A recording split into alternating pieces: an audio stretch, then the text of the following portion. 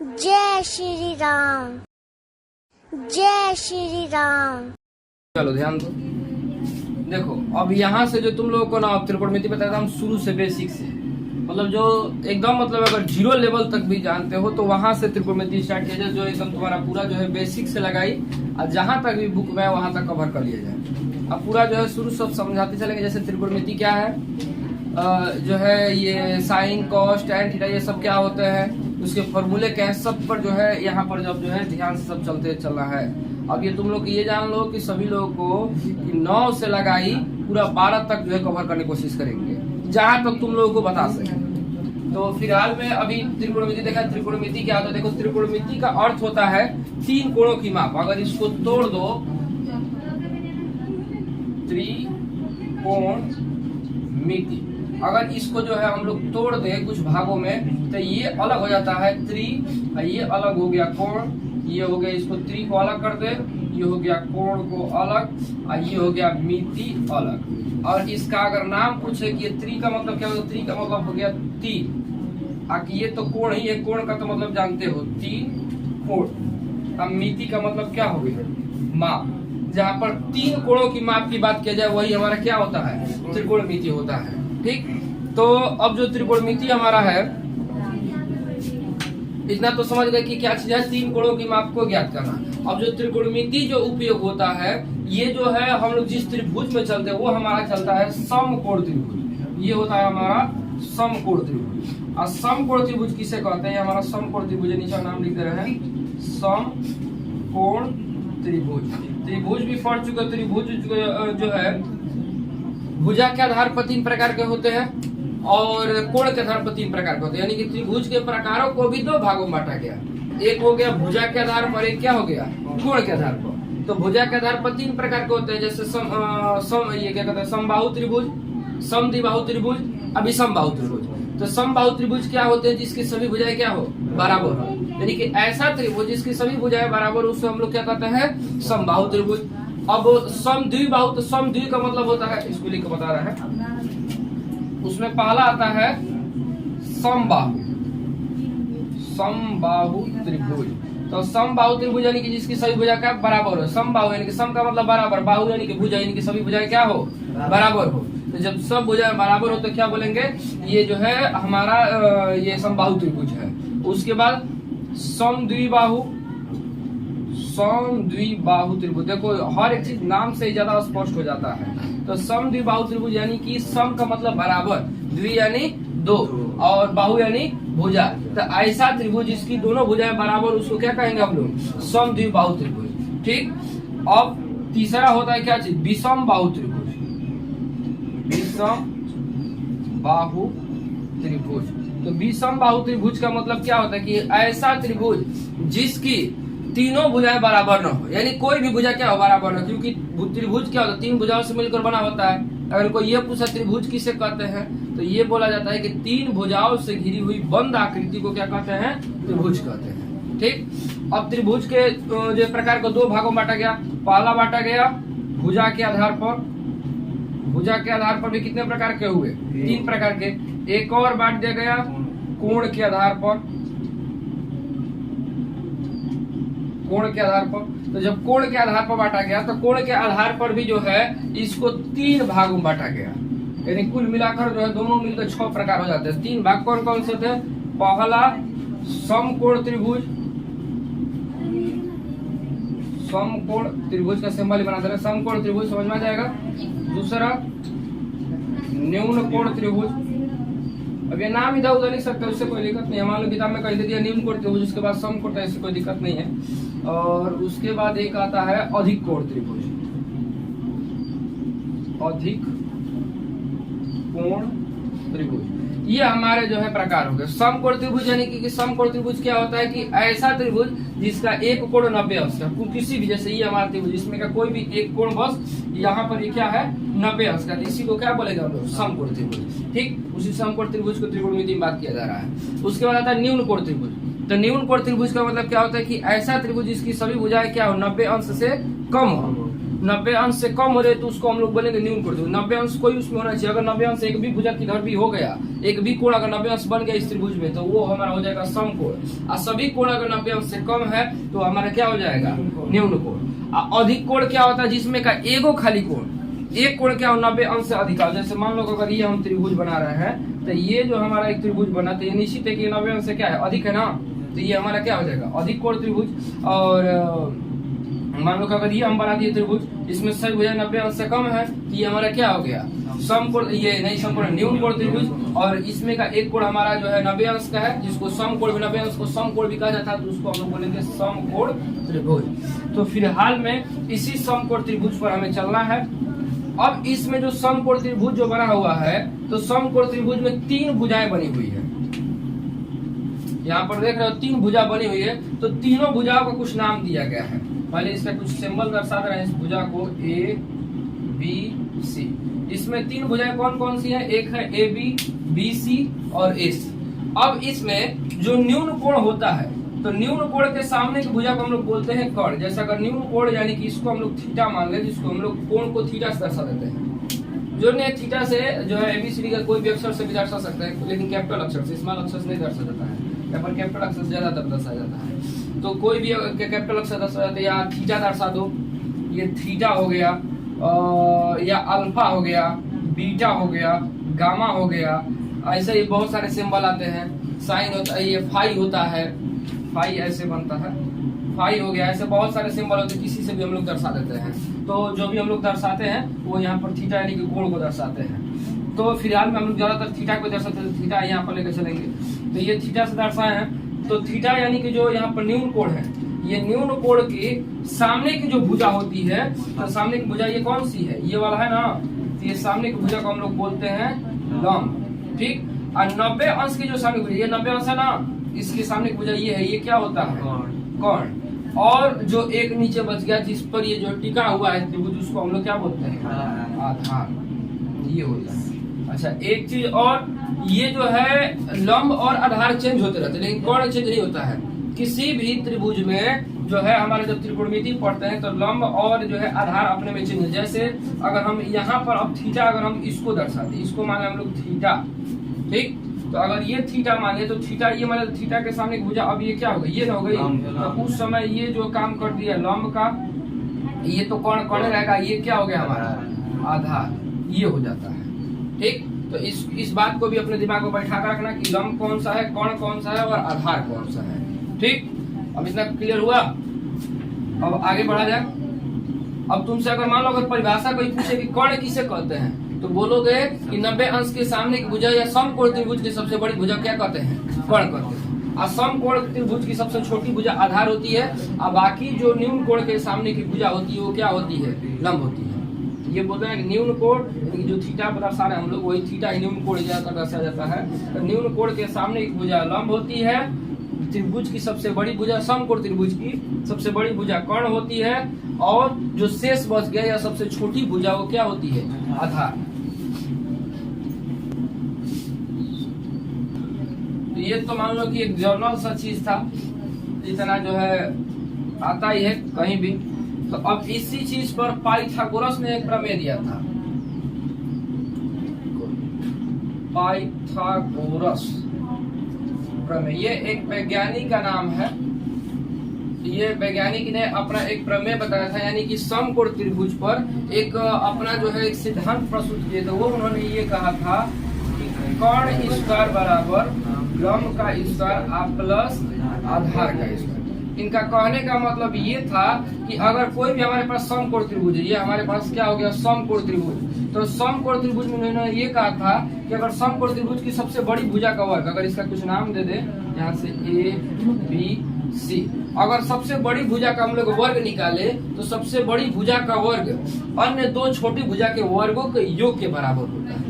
Pythagoras प्रमेय ऐसे भी हिंदी में बोला जाता है। अगर कोई पूछेगा पाइथागोरस प्रमेय क्या होता है, तो ऐसे भी बोल सकते हैं हिंदी में कि समकोण त्रिभुज की सबसे बड़ी भुजा का वर्ग अन्य दो छोटी भुजा के वर्गों के योग के बराबर होता है। तो यही हमारा पाइथागोरस प्रमेय है, जिसको शॉर्ट फॉर्म हम लोग बोलते हैं कि कोण स्क्वायर बराबर, क्योंकि सबसे बड़ी भुजा को कोण बोलते हैं। सबसे नीचे वाली भुजा ये छोटी भुजा है, इसको हम लोग आधार बोलते हैं, ये हमारा लंब हो गया। इसे हम लोग बोलते हैं कर्ण स्क्वायर बराबर लंब का स्क्वायर प्लस आधार का स्क्वायर। ठीक, अब कर्ण को हम लोग अगर मान लो कि ये सिंबल से दर्शाना चाहिए, जैसे अगर ये त्रिभुज हम दर्शाते इसमें कुछ नाम दिए हैं, जैसे कर्ण को हम लोग क्या नाम दिए हैं BC, और आधार हमारा क्या हो गया AB हो गया नीचे, और लंब क्या हो गया AC।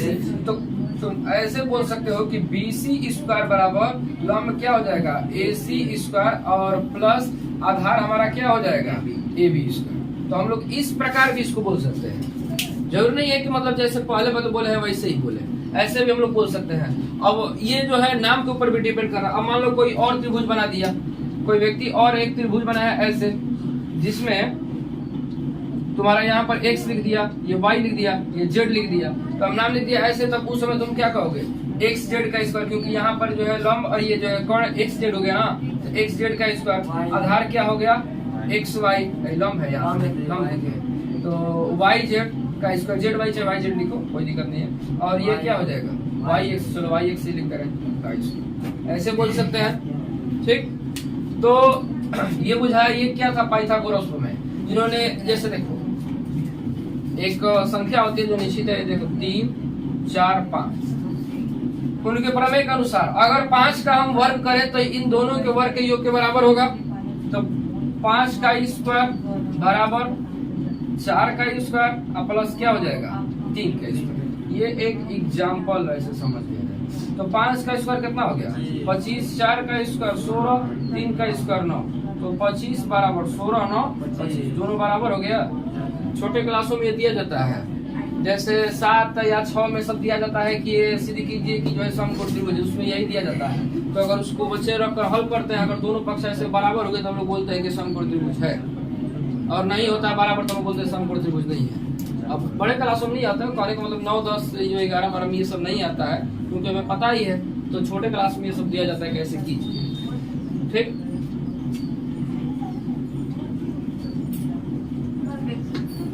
ये पाइथागोरस में भी समझ में आ गया। जो त्रिकोणमिति का ही जो है, ये भी एक त्रिकोणमिति का ही एक रूप है, लेकिन त्रिकोणमिति में भी इसका भी जरूरत पड़ता ही पड़ता है। अब देखा जाए कि ये त्रिकोणमिति में कितनी निष्पत्तियां होती हैं। तो जो हमारी त्रिकोणमिति है, त्रिकोणमिति में 6 निष्पत्तियां होती है। अब 6 निष्पत्तियां ये कौन कौन सी है? एक होता है साइन, दूसरा होता है कास, इसको लाइन से याद रखना, फायदा में होगा हमेशा। साइन, कॉस, टैन, ऐसा लिख दे रहा है, कॉट, और उसके बाद आता है सेक, और उसके बाद आता है कॉस। ये होता है कॉस। तो इसमें हम थीटा हम लोग लगा सकते हैं। अब इसका देखो, इसका पूरा नाम क्या होता है, पूरा नाम यहाँ पर लिख दे रहे हैं। देखो त्रिकोणमिति में 6 निष्पत्तियों का यहाँ पर नाम लिख दिया पूरा। जैसे साइन का नाम पूरा जो है, इसका नाम मतलब साइन ऐसे लिखा जाता है, SIN नहीं, और इसका नाम हिंदी में क्या होता है, ज्या। ठीक, ये जो जितना सब रेड पेन से लिखे हैं सब मतलब उसका हिंदी नाम है। ये जो है ब्लू कलर से लिखे हैं उसका पूरा नाम है। कॉस का कोसाइन होता है, जिसको हम लोग बोलते हैं कोज्या। ठीक, टैन का टेंजेंट होता है, जिसका नाम होता है ऑस्पर्स ज्या। ठीक, उसके बाद कॉट का कॉटेंजेंट होता है, जिसका नाम होता है कोटेजिया। इसका पूरा नाम है हिंदी में, मतलब हिंदी का नाम है कोटेजिया। कहीं हिंदी में बुक में लिख देता है हिंदी में नाम, इसका मतलब याद रखना। और सेक का सेकेंड होता है, जिसका नाम होता है कोटिजिया। ठीक, वैसे ही कौशिक का कौशिकेंट होता है, जिसका नाम होता है व्युत्क्रम ज्या। और इसको देखो कोई जो है, एक यहाँ पर भी छोटा सा दर्शाया है, कभी कभी कौशिक ऐसे लिखकर CSC लिखता है, तो इसका भी मतलब जो है हो जाता है, वो क्या होता है, कौशिक ही है। ये खैर बुक में ज्यादा नहीं लिखता है, लेकिन ये जो है सिंबल से दर्शाया तो उसको दिखा दिए कि देखो ये भी होता है, या करके इसी में लिख लेना कि CSC, यानी कि इसको जो है कौशिक ही पढ़ा जाता है, जिसका हिंदी नाम होता है व्युत्क्रम ज्या। ठीक, अब ये जो है, जैसे हम कोण को दर्शाते हैं, कोण को जैसे यहाँ पर अगर हम लोग साइन के देखो या का अगर थीटा दर्शाने के लिए, कोण को दर्शाने के लिए जो अगर अल्फा लगा दे, तो ये अल्फा का सिंबल है, ये है बीटा का, इसका सब हिंदी में नाम लिख दिया। हिंदी में क्या होता है, ये जो है गामा का सिंबल है, ये है डेल्टा का, ये जो है हमारा लैम्डा है, ये है हमारा थीटा, ये रो इसको पढ़ते हैं, ये हमारा क्या है फाई। ठीक, ऐसे सब इतना लिख दीजिए। अब इतना जो है उतार लो, पढ़ देना, उसके बाद फिर आगे बढ़ना। कर लिए, उतार लो चलो ध्यान दो। यहाँ तक तो त्रिकोणमिति में ये समझ में आएगा कि मान लो कि ये त्रिकोणमिति में जो है, त्रिकोणमिति का अर्थ क्या है, भुजाएं सबको जो मतलब समझ में आ गया कि जैसे कोण क्या है, लंब क्या है, आधार क्या है, पाइथागोरस प्रमेय, ये सब समझ गए। और उसके नाम भी मतलब याद हो गया कि नाम जैसे साइन का पूरा नाम क्या होगा, कॉस का पूरा नाम क्या होगा। अब देखो, अब देखा जाए कि जो है अब इसके फॉर्मूले कैसे लिखेंगे, अब फॉर्मूले पर पढ़ा जाए। जैसे सबसे पहले जो फॉर्मूला लिखा है तो वो होता है भुजा पर लिखा जाता है। जैसे इसके लिए एक हम लोग यूज करते हैं जो होता है लाल बटा कक्का, काका नहीं मतलब काका लिख देते हैं, कक्का है ये। तो इससे जो है इसका यूज करके हम त्रिकोणमिति में जो भुजा के आधार पर जो बनने वाले फॉर्मूले हैं उसको कम से कम ज्ञात करते हैं। ऐसे बहुत लाल बटा काका बहुत फॉर्मूला का जो है निर्माण दिखाता है, लेकिन जो है सबसे पहले उसको उसी को देखा जाए। जैसे ये हो गया साइन, ये हो गया कास, ये हो गया टैन, ये हो गया काट, ये हो गया सेक, ये क्या हो गया sine cos tan cot sec cosec, ये सब हो गए। तो अब जो है हमारी ये जो फॉर्मूले यहाँ पर ये कैसे बनेंगे इसमें कि देखो, अब इसमें जो इसका नाम हम लिखे हैं, कहने का मतलब कि जो एल से दर्शा रहे हैं वो दर्शा रहे हैं लंब को, लंब का एल से दर्शा रहे हैं। और आधार को किससे दर्शा रहे हैं, एस। और उसी प्रकार और के है कोण है तो कोण किससे दर्शा रहे हैं, ये इसका जो है सिंबल हो गया समझने के लिए आखिर ये कोण किसको दर्शाया जा रहा है। अब इसका फॉर्मूला हम कैसे लिखेंगे, जैसे सबसे पहले अगर हम लिखना चाहें कि साइन थीटा, कोण को यहाँ पर साइन थीटा से, ठीक अल्फा बीटा गामा भी लिखना पता है तो पीछे ना, तो किसी से भी दर्शा सकते, लेकिन यहाँ पर दर्शा दिया थीटा से। तो साइन थीटा की बात करेंगे तो ऊपर से नीचे यानी कि एल बटा के, एल बटा के। एल का मतलब क्या है हमारा लंब है, और के का मतलब क्या है हमारा कोण है, यानी कि साइन थीटा बराबर हमारा क्या हो गया लंब बटा कोण। वैसे ही अगर हम कास थीटा बोले तो कास थीटा बराबर ए बटा के, ए बटा के यानी कि क्या हो जाएगा आधार बटा कोण, ये हो जाएगा।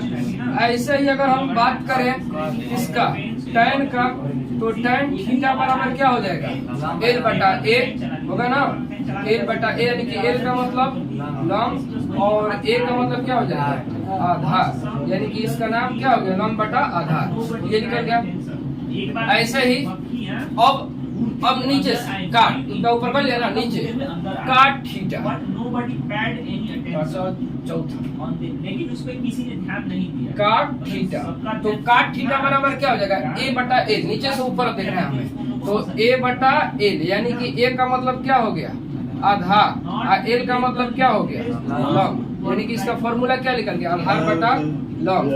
वैसे ही अब सेक थीटा, सेक थीटा बराबर के बटा ए, के बटा ए यानी कि कोण बटा क्या होगा आधार, ये हो गया।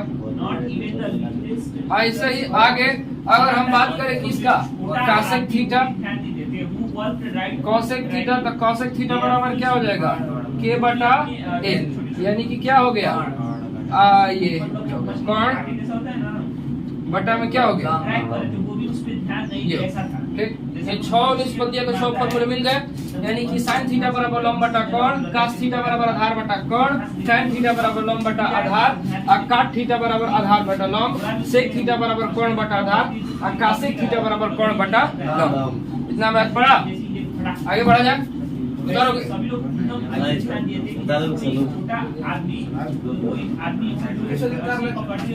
उतारो उतारो